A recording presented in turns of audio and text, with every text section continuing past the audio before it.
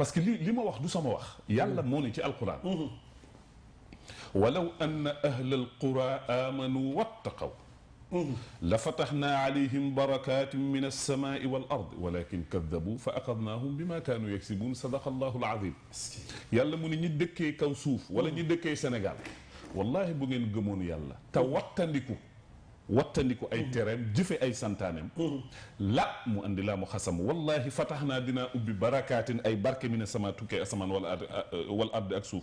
walakin mu andi istidraak walakin li fi ne kaddabu weddi ngeen li fi yàlla bàyyi woon te mooy li mu tegoon ci loxol mag ñi dëgg la kaddabu weddi ngeen mag ñi kaddabu yéen a ngi dëkkee saaga mag ñi kaddabu amatu leen orma ci seen kilifa parce que sànq dañu julli fajar ci nu mu tudd jumaa ji ma ni leen nañu def ñaan bi nag ñu yéene ko ñi génn àdduna ci kii bi nu mu tudd ci accident yi waaye ñi ngi jaal bi ñu ngi koy teg ci loxo bàyyi réew mi muy le président de la république man leen nag waxuma président APR dëgg la c'est important waaw c'est important gars yi fay julli man leen nag ban imam waxuma président APR président de la république du Sénégal en tant que institution waxuma Macky Sall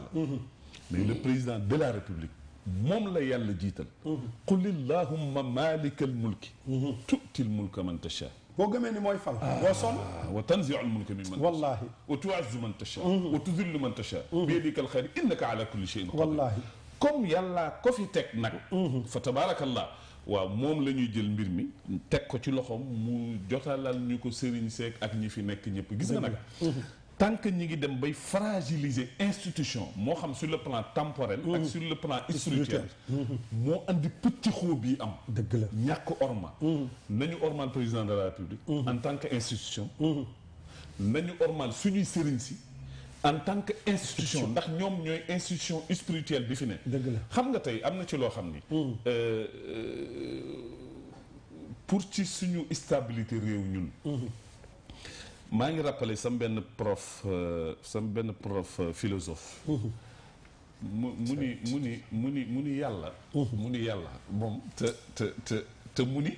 moom da doon dem bay critiquer est-ce que yàlla am na wala amul dëgg la léegi nag mu ni yàlla même bu amul woon le fait ñu ni yàlla am na même mu ni même bu dee ay nax la mu ni maanaam ci suñu conscience tax na àdduna bi am stabilité ba nit ñi duñu sañ a def yenn yi effectivement est-ce que yaa ngi ko mën a lim bu baax a baax maanaam tey bu ñu xëy ni yàlla amul ñun nit ñu gëm ko ma pëccëxoo dina am tant que kilifteef amul ordre du am te gis nga suñu kilifa yii wa sharafil qur'aan yi man maa ngi wax ni tey bés bu ñu seetaanee ñun ñii fi nekk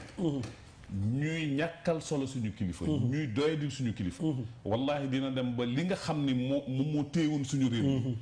li dal nu mu tuddati yenn sous région yenn dëkk yi